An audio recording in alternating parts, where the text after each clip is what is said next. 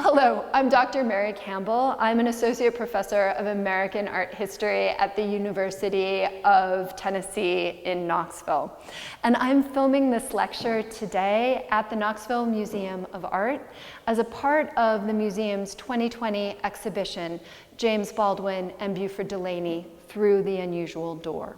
Through the Unusual Door was a world-class exhibition curated by the KMA's own Stephen Wicks that looked at both the personal and artistic engagement of the political activist and writer James Baldwin and the visual artist, the painter Beauford Delaney. And today I'm going to be looking at a very specific subset of Delaney's images, a set of sketches and paintings of Rosa Parks. And I mean that Rosa Parks, the civil rights icon who kicked off the Montgomery bus boycott when she refused to give up her seat to a white man on December 1st, 1955. And I've got three primary points that I want to make about these images. Three arguments, I guess. The first is that these actually are images of Rosa Parks. That seems like a pretty central part of the argument. The second part is that these images, these pictures of Parks, are also pictures of Delaney himself. My argument is that we have a form of self-portraiture going on in Delaney's images of Rosa Parks. And finally, I want to show you that as you look at these images, you can see something of the battle that Delaney waged for the better part of his life, a battle with mental illness, and most specifically, a battle with the hallucinatory voices that plagued him. So those are my arguments. Before I get going, I would like to give you a little bit of biography and a brief overview of Delaney, give you your bearings when it comes to the artist and his work. So I'm standing here in front of one of Beauford's self-portraits. This is a 1965 self-portrait. In terms of his biography, he was born in Knoxville in 1901. He died in Paris, France in 1979, and in between Knoxville and Paris, he spent a fair amount of time living and making work in Boston, in New York City, and also as he traveled throughout Europe. And the key dates really are 1923, when Delaney moved from Knoxville to Boston, and then 1929, when he moved from Boston to New York, and then August of 1953, when he got on a ship called the SS Liberté and set sail for Paris.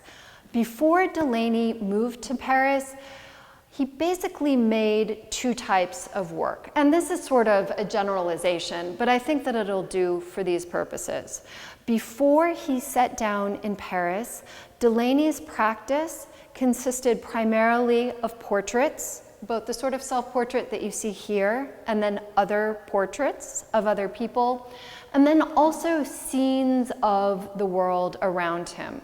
What I tend to think of as Delaney's scapes, be those cityscapes, landscapes, even seascapes. And we have a really phenomenal example of one of Delaney's cityscapes from his New York period over here in a painting of Green Street.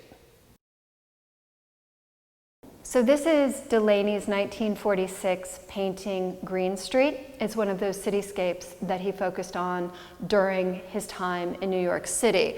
And you can see that it's a highly abstracted view of Green Street. You can see here that Delaney, in a way that's very consistent with his practice at this point, he was distilling the view of New York into a sort of simplified set of colors and forms and icons, really reducing the city to its fundamental kind of aesthetic forms, and then also its basic iconography, things like manhole covers and fire hydrants and streetlights. And if you look at his work from this period, you see a lot of this at play. After Delaney moved to Paris in 1953, he added another basic category, another genre of painting to his repertoire. Pretty much as soon as he sat down in Paris, he started painting images like these. Images that, as you can see, are pure abstractions. In work like this, and then this is his canvas Moving Sunlight from 1965, but you can see that Delaney has let go of any sort of impulse to depict the outside world and is instead focusing on the beauty of, pure pigment, pure color and light on canvas. So as you can see, Delaney's work, it more or less breaks down into these three categories, right? He's got his scapes, he's got his portraits, and then as soon as he gets to Paris, he adds the category of abstractions. Now, the works that I'm going to be talking about today, his images of Rosa Parks, they don't fit neatly into any of these categories. They're sort of an outlier in Delaney's repertoire. These images of Rosa Parks, they don't fit neatly into Delaney's practice. We have at least 10 of these images, 3 finished oil paintings, and at least 7 sketches. So images that he made in his sketchbooks, which he kept for the better part of his life. And when I'm talking about his sketchbooks, I'm talking about these really multi-purpose journals that he kept. If you go through them, you'll see that they are equal parts sketchbook, diary, journals. You find his musings on life. You also find letters that he wrote and didn't eventually send to people. You find grocery lists, reminders to pick up eggs and milk at the store. You also find a lot of empty cigarette packs. The man really enjoyed his Gauloises once he got to France. But going through them, you also find these images of Rosa Parks. Now, the first 3 images that I'm going to show you come from a sketchbook that he kept right around 1963. Impossible to date the book specifically, but right around the year 1963. And as you can see, it's quite a small book. It measures maybe 4 inches by 5 inches, 5 by 7, and it's filled with thick, unlined drawing paper. And more than that, it's got these little perforated, pre-stamped perforations along the top, with the idea being that you'd make the picture and then rip it out. This is the first of the images. As you can see, Delaney made it in black felt tip pen. It shows a woman sitting with her arms folded across her lap. And if you look more closely, you'll see that Delaney actually sketched her over something that he'd previously written in blue ballpoint pen. This is clearly Delaney's handwriting, by the way. If you look even more closely, you'll see that what he wrote was the title of various spiritual songs. You can see You'll Never Walk Alone up here at the top, Lord's Prayer right beneath that, Go Down Moses right below that. You get the idea. Now, a few pages later, you'll find a second sketch. It's also a black felt tip pen drawing, but this time it shows a highly abstracted figure, and that's art historian speech for, a figure that's hard to figure out, who's clearly wearing a pretty fantastic hat, as well as a dress or skirt, and she also seems to be seated in what might be a bus. You can see the general outline of a bus seat here, a bus bench, windows here. Looks like artistic shorthand for a bus. Just like the first woman, this second figure has her arms folded across her lap. And then continuing through the sketchbook, you find yet another image of a woman, again seemingly seated on a bench, again arms crossed resolutely across her body. Turning the image, or your head to the side, you can read the words that Delaney wrote there, "I will not be moved." Admittedly, these images might not initially read as pictures of Rosa Parks. In fact, they almost certainly don't. The text that runs up the side of that third picture, "I will not be moved," that's evocative.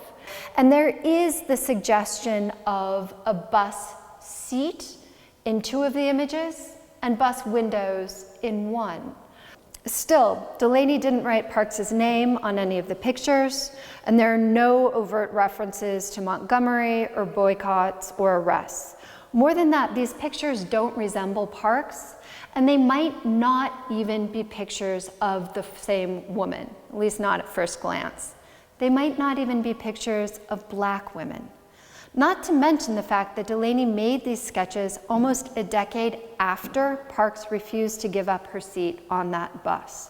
The point is that in order to read these pictures as images of Rosa Parks, we need more. This is an oil painting that Delaney made about 4 years after those first 3 sketches, a painting called Rosa Parks, finally. As you can see, Delaney based this painting's composition on one of those sketches we saw. Like that second sketch we looked at, this painting focuses on a seated female figure, a figure that the title now explicitly identifies as Parks. She's almost as abstract in the painting as she was in the drawing. Her features have this kind of eerie smear of hole-like eyes and a dark slash mouth. The flamboyant hat is there though, as are the crossed arms and planted feet. Delaney painted her in yellow, which was his favorite color, and peering through the thickets of canary paint, you can even make out the faint lines of a wide bench beneath her, maybe windows behind. This suggests that Park now sits at the front of the bus. Notice too that she seems to take up at least 2 seats, which is exactly what that white man in Montgomery would have done if Parks had actually stood. That man didn't just want 1 seat. He wanted both of them, among other things. Here we have another Rosa Parks painting, this one from 1970. And here again, Parks is seated in a yellow dress, yellow hat, her arms crossed in her lap, her feet planted on the ground. The setting is clearly different. Here, she seems to be sitting outside, maybe even in a park. And I should point out that there's a sort of play going on here that runs through Delaney's journals, runs through the paintings themselves, but you can see that he's playing with this idea of Parks as a last name and Parks as an actual physical space. And an art historian named Ann Gibson has written really beautifully about the way in which Delaney painted Parks, at least Parks as a sort of outdoor recreational space, but the way in which he painted them as a sort of utopian space, a place where all different kinds of people could come together in a sort of like communal harmony. So this idea is definitely running through these images. I just don't have time to get into it now. So just notice that we have another painting with that Delaney kind of park iconography that is building up. And were I to take this painting off the wall and turn it around, which I probably can't do right now, you would see that Delaney actually wrote across the back of the canvas, he wrote, "She ain't getting up, Mrs. Parks." So we've got yet another painting that is explicitly identifying this female figure as Rosa Parks. Going back then to those sketches that we looked at, I think that we start to see them in a very different light. Okay, then going back to Delaney's 3 1963 sketches, I think it's much easier to read them as images of Rosa Parks now.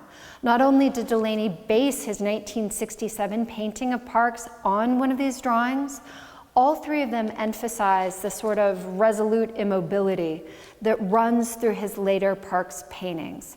You see that in the 3rd drawing's declaration, "I will not be moved." It's like this anticipates the 1970 painting's insistence that she ain't getting up, Mrs. Parks. The first sketch says the same thing, albeit in the language of gospel songs. "Sit down, Moses. Sit down, sister." Once again, this woman is supposed to say planted, seated just where she is, just like Parks. I think that once you see Delaney's Rosa Parks paintings, these early sketches look different. As do these. These are 2 more drawings Delaney made in a different sketchbook from around 1963. So another sketchbook from pretty much the same period as the first.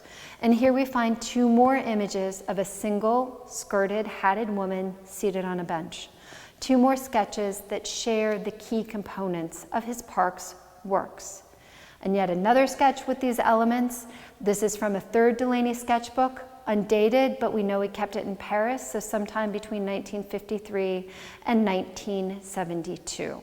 Right? Once you see all of these images all together, I think it's much easier to view them as a collective portrait of Rosa Parks, or probably better put, a collective portrait of really her sort of resolute determination.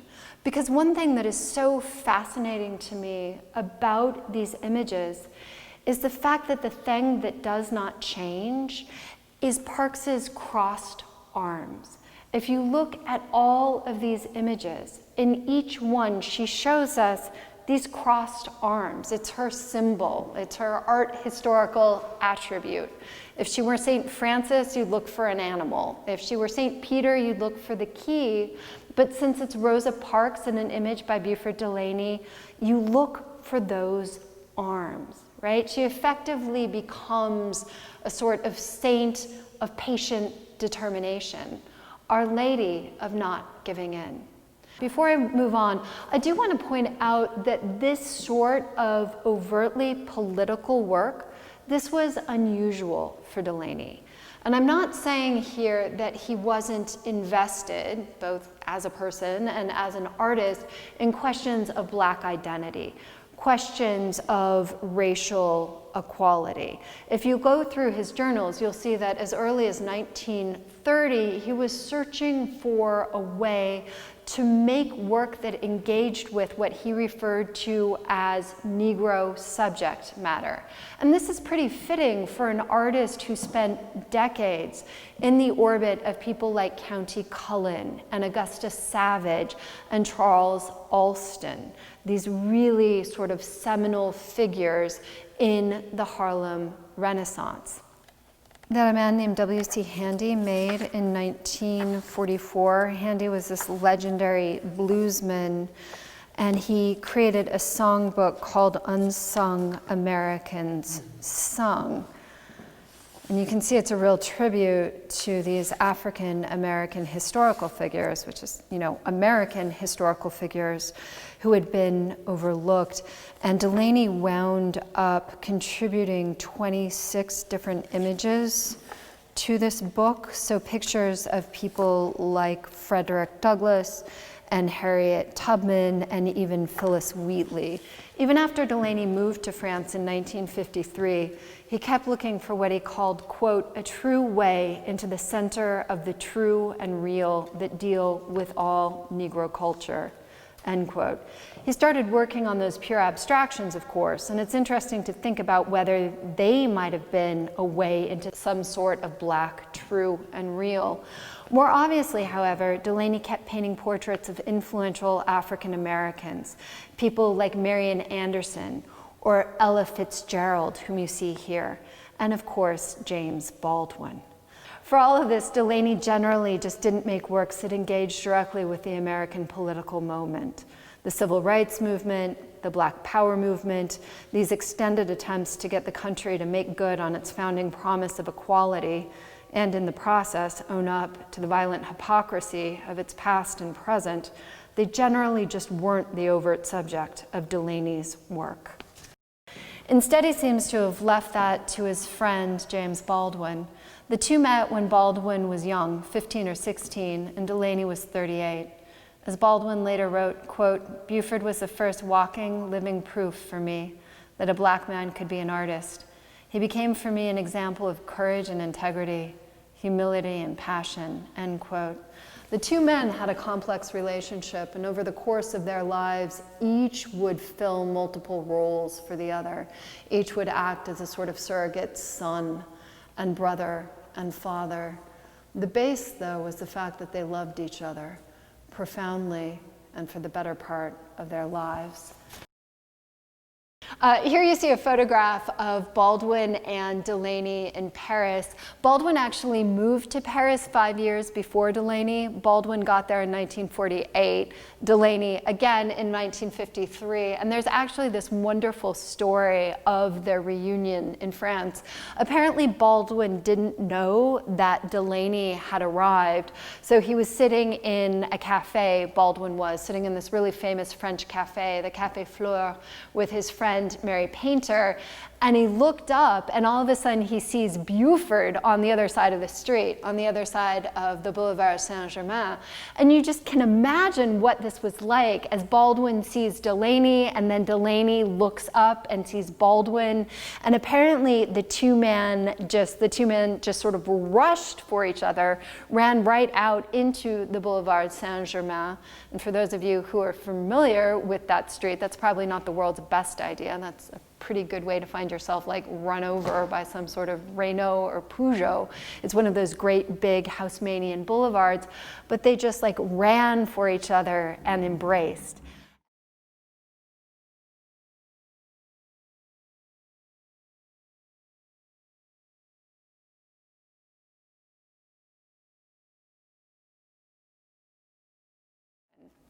And after this point, Baldwin's career, his career as a sort of public intellectual, his career as a political activist and a writer, it increasingly pulled him away from Paris. As did his own political convictions and just his needs as an artist. But increasingly after that summer in '57, Baldwin was going back to the US, he was going to Istanbul, he was going to Africa, he was spending time in the south of France.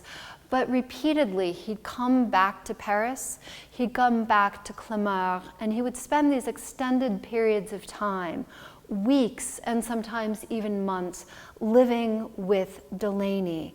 And more than that, he spent these periods during what turned out to be really important moments in his own development, Baldwin's own development as really a political activist. So for example, Baldwin spent the summer of 1958 living with Delaney again in Clamart. And this was the summer right after Baldwin made his formative tour of the Deep South, right after Harper's Magazine and the Partisan Review sent him to the American South on assignment. He also visited Delaney in September of 1962. This was right after the New Yorker published Baldwin's essay, Letter from a Region in My Mind, a letter that would go on to become a part of his nonfiction book, The Fire Next Time. He returned to Delaney in May of 1963, and this was right before Baldwin appeared in Time magazine. He appeared on the cover of Time magazine, an extended profile in Life magazine. Also right before he brought a group of civil rights leaders to speak with Attorney General Robert F. Kennedy. During this period, Baldwin spent serious time with Delaney. The two would sit and talk for hours, and Baldwin brought Delaney up to speed on the civil rights movement. So under Baldwin's influence, Delaney made this suite of Parks images that talk about politics, that talk about the civil rights movement, that talk about racial inequality with the directness that was really unusual for the artist. And as I've said, images that look a bit like self-portraits if you're familiar with Delaney's work. Look at the eyes in this sketch, for example. These are classic Delaney eyes, spare and most importantly, radically asymmetrical. I'm not the first Delaney scholar to notice that he repeatedly depicted people with mismatched eyes, and most frequently when he was painting himself. You can see that in this self-portrait from 1944, a self-portrait where he appears with one enormous black eye and a disproportionately small white one, with the black eye staring out at the viewer while the white eye appears too laminated with cataracts to see anything at all. Similarly, a 1964 self-portrait features one massively dilated pupil and one that's constricted to a small circle of black. Here's another example. This is a 1970 self-portrait by Beauford Delaney.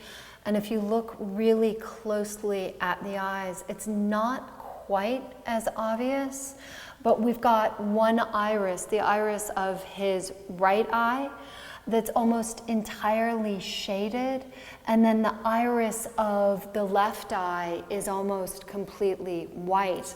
And I look at this, look at what's supposed to be this pupil, this kind of constellation of inky smudges, and I wonder if it's even functioning as an eye at all, if there's any way for light to get in. These are the type of eyes that Delaney gave Rosa Parks in this 1963 sketch. Notice how he reduced her left eye to an empty circle and her right to a curve and downward slash. If I were trotting out the fancy academic language, I'd say something about mismatched binocularity.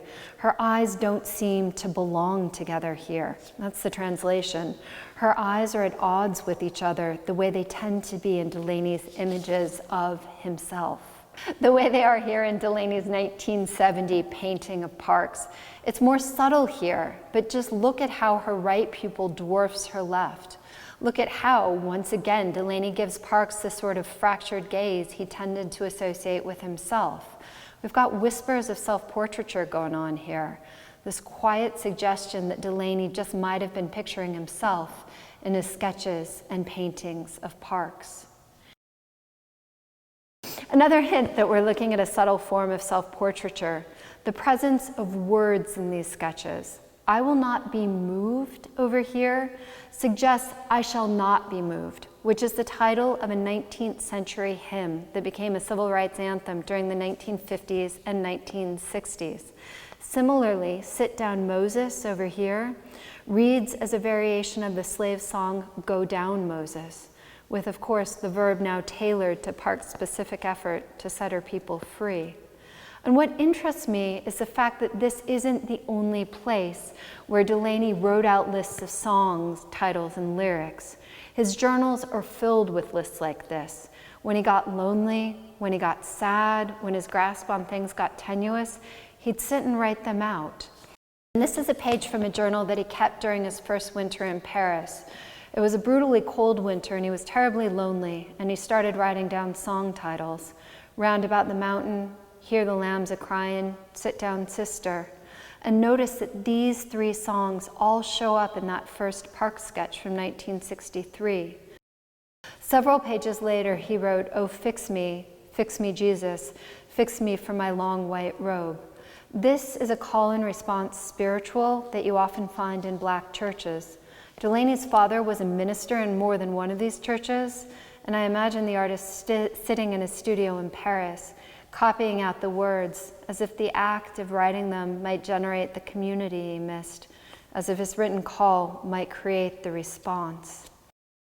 When Delaney was feeling sexually lonely, he tended to shift to the blues. He'd write out lyrics from songs like Bessie Smith's Give Me a Pig Foot and a Bottle of Beer, or Ethel Waters' My Handyman. And this gets just fascinating. Delaney was gay, so here you have a gay man who is extremely reserved about his sexuality, expressing his desires through the voices of women singing about wanting men, and in the case of Bessie Smith, in the voice of a queer woman singing about wanting men. The larger point here is that when things got emotionally rough for Delaney, he turned to historically Black music to express those emotions. And the more disturbing those emotions became, the more they smacked of sex or other things he didn't talk about, the more likely he was to express them through female voices, through the voices of Bessie Smith or Ethel Waters, and maybe even Rosa Parks, endowing her with his eyes, layering her with the sort of language that he used to describe his own feelings. I think we see the artist inscribing Parks with a good deal of his own identity, a good deal of his own self.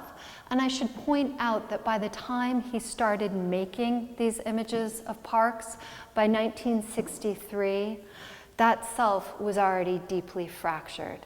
It's not clear how doctors would diagnose Delaney today, what sort of DSM category they'd slot him into, maybe schizophrenia.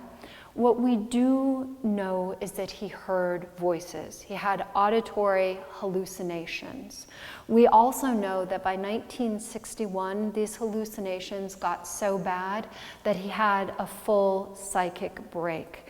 In July of 1961, he was traveling alone, headed for Greece for a bit to do some work, and he tried to commit suicide several times. The voices became so brutal, so vicious, that he tried to throw himself over the side of a boat to escape them. From there, his gallery owner and a friend named Dorothea Spire was able to get him into a Greek clinic and then onto a plane that brought him home to Paris. After that, he spent some time living with close friends named Charlie and Gita Boggs and their small son, Gordon. And he also spent some serious time in and out of a psychiatric clinic just outside of Paris, a clinic called the Maison de Santé, which was at Nogent-sur-Marne. He spent between late December of 1961 and say August of 1962. He spent about 2 months in this psychiatric clinic. Delaney's doctor in Paris also got him onto an early antipsychotic medication, a drug called haloperidol or Haldol. Haldol is a pretty rough drug. It comes with a host of side effects that can be pretty shattering, but it did keep the voices at bay for a while, until it couldn't anymore. Between 1961 then and 1975, Delaney cycled between periods of stability, productive stability, where he was making serious work, and then these periods of intense and terrifying hallucinations. And ultimately, the hallucinatory periods took over, and Delaney was committed to a mental institution called St. Anne's in 1975, and he died there in 1979. Charlie Boggs wrote letters to Delaney's friends describing his voices. Here's an excerpt of a letter from December 10th, 1961. Quote, "Criminals follow him, sometimes in groups, sometimes in pairs, sometimes singly. He hears voices of plotters who want to take his life, his money. They want to emasculate him so that he will become a woman. They accuse him of being a dirty nigger, a pederast, a communist. The criminals speak always in English or American as they plot. They may even have special devices with which to spy upon him, such as special inventions with which they can see through walls, thick walls." As you can see, Delaney's voices were specific. They always spoke American English, and in addition to threatening to unman him, they called him a pederast, a communist, and worse. In essence, Delaney's internal voices tormented him for being gay, for liking young men, maybe even boys, and for being black. At base, Delaney's voices labeled him. They labeled him the same way the larger world, and certainly the American world in his mind, was hungry to label him, seizing on particular aspects of his body, the color of its skin, the particular bodies it desired, and shooting them full of meaning. In this way, I don't think it's enough to say that Delaney's voices were homophobic or racist. Instead, I think they were homophobia and racism itself. And here I'm thinking about the work of a legal scholar named Anthony Farley. According to Farley, racism is about power rather than skin. According to Farley, racism is a move whereby the powerful make the less powerful mean in certain ways, signify in certain ways. According to Farley, racism is the non-consensual imposition of meaning. People who look like me, forcing people who don't look like me to be readable, to be legible in ways that benefit us. The same way Nathaniel Hawthorne's Puritans forced Hester Prynne to be legible to them, to mean for them, to solidify their community by wearing that A. Farley's theory of racism, by the way, and really of race itself, echoes Baldwin's. As Baldwin argued, blackness is the product of white need, As he said, I'm only black because you think you're white. I think this adds an extra layer of meaning to Delaney's images, maybe his self-portraits of Rosa Parks, because Parks didn't simply refuse to move when she refused to give up her bus seat to that man in December of 1955. Instead, she refused to let him label her as black. She refused to let that man and the power system he embodied categorize her, tell her where she belonged, what sign she needed to stand behind, what she was. Put differently, she refused to let the white system make her mean in the ways it wanted, indeed needed her to mean, in the ways ultimately that Delaneys Voices tried to make him mean. As Charlie Boggs wrote in the fall of '61, quote, how are we to help Beauford get back on his feet, get himself out of the world of phantoms and back into the real world? Lord help us, it is full of phantoms too. Delaney didn't talk tough like Baldwin. He never went on TV and bluntly demanded, quote, if I'm not the nigger here and you invented him, you the white people invented him, then you gotta find out why. Gazing at Delaney's sketches of Parks, though, I think we see something of the artist's own determination to hold out, to stay steady, to sit it on down like a modern-day Moses and resist his home country's attempts to break him into the shattered patterns of its own psychoses, even if only as reflected in the shifting pool of his mind. This would explain Delaney's artistic attachment to Parks, the fact that he kept sketching and painting her for almost a decade, even though the two never met. It also explains the way that his images of Parks get rougher, get psychologically darker as they progress through the 60s and then into the 1970s. You can see that here in his 1967 painting of Parks. Notice how the paint seems to eat away at her features rather than creating them, the way it leaves her face ghostly and oddly inexpressive, a sort of skeletal death's head. For all of the figure's determination and all of that yellow paint, the painting feels haunted somehow, disturbed. Some sort of nightmare lingers in these bone-pale planes of her eyeless face. Things get even rougher in this image. Not only do we have Parks sitting in what looks like some sort of barren winter landscape, she seems to have a stalker, focusing on this shadowy figure here, this figure that sort of lurks behind her. If you pay attention to where his hands should be, you'll see it looks like he might even be holding a gun.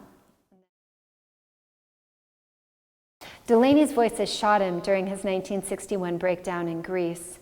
Before Spire managed to get him home to Paris, he wound up huddled alone in a hotel room with a dresser pushed up against the door, trying to ward off a mob of hallucinatory assailants that shot pellets at him. This seems to have been the most overtly violent Delaneys Voices ever got. It's hard to say because Delaney didn't talk or write much about them. He was too private. We do know, however, that even if the Voices never tried to shoot him again, they spent years following him, heckling him, threatening him. I'm going to read now from one of the rare journal entries we have where Delaney explicitly mentions the Voices. This is from about 1969, 1970. And he wrote, "At night, always when it's late, people call and speak unpleasant, vulgar language and threatening malicious treatment, très méchant." That's French for very wicked, but très méchant. It's impossible to pass a night of rest. And he continues, he actually keeps going with this entry, with this real sense of consternation that people would behave so terribly. As he wrote, quote, "To me this is stupid and vengeful, nor does it sound reasonable and human to force someone very informed and sincerely working in a universal necessity to bring together creatively one's universal inclusive facets of the human family coming together," end quote. You can hear Delaney's illness in his phrasing. You can hear it in the repetition, in the way that even though each individual word makes sense, the further it gets into a sentence, the harder it gets to hold on to the flow of his thought.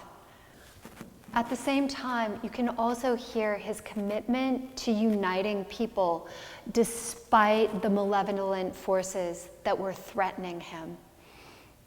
It's actually a pretty apt description of this 1970 painting of Rosa Parks, this figure who sits exposed to the elements, exposed to this figure who's maybe even hunting her, but this figure who sits so serenely in her golden clothing and stares out at us, admittedly a little bit madly, but who sits and remains.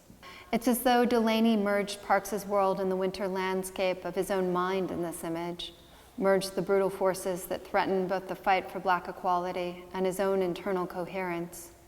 Maybe they always were one. Delaney made one last painting of Rosa Parks, the painting you see here, also from 1970. As you can see, he's traded the sort of winter landscape of that other Parks painting in for this open, sunlit plain. And this image now includes not one figure, but two. His Rosa Parks iconography is largely in place. You have the seated figure on her bench with her stylish hat and dress. Here now, for the first time, her arms are not crossed. Instead, she seems to be raising her hand to her chin. It's impossible to tell what exactly she's doing with her face. The painting sort of abstracts it out into this kind of smear of ochre pigment, but the line of her arm, the kind of implied line of her cheek, suggests that she's looking at this second figure, the white woman who sits next to her. Importantly, the attention only runs one way. This chalky, almost albino figure, the interest only runs one way. Rather than meeting Parks's implied gaze, the white woman focuses on her own hands, maybe her nails, and her black teardrop of a left eye and the harsh line of a mouth clench her face into a tight glower. And just notice this here, this telephone pole right behind her. Telephone poles do one thing. They receive and send messages. This one can do neither because it has no wires. It's totally unconnected. It's categorically incapable of communicating or even just passively receiving. It's locked in itself. That's a symbol. It's not a particularly optimistic view of race in America, or even of Delaney's own disintegrating attempts to, in his own words, quote, work and live with the many people who make up Beauford, end quote. And that's a quote taken from a letter that Delaney wrote to Baldwin about 20 years earlier. To the contrary, the second woman seems to have hardened into her whiteness. She seems to have settled into that relentlessly chalky skin and is refusing to look beyond the boundaries of her own body, even if it does wear Delaney's treasured yellow. That said, the two women do sit. They stay. In this respect, they echo something that Delaney wrote about truth in his journals. In his words, quote, "The intrinsic aspects of truth reveal themselves after repeated trials and tests. When all is over, it is still there, if only for no other reason, simply because every other thing has left," end quote. For Delaney, truth was the last man standing, maybe even the last woman sitting, after life's assaults had swept all of the rest away. And you see these women, their knees angled slightly toward each other, at the very least sitting slightly closer together than that bench would have allowed. There are these small sorts of gestures to a type of connection, to some sort of coming together. At the very least, they're not moving, they're not getting up. Maybe not giving up, the way Delaney himself didn't give up, even as his voices continued to torment him. And to be clear here, Delaney never beat his voices. He never got well. He never got rid of them. He died in a mental institution, and it appears that the only lasting peace he ever really accomplished came after his mind more or less dissolved. That said, he didn't give up. He kept living, he kept painting, He kept loving the people around him, black and white. As James Baldwin said after Delaney died, "I saw him shaken many times, and I lived to see him broken, but I never saw him bow." Thank you.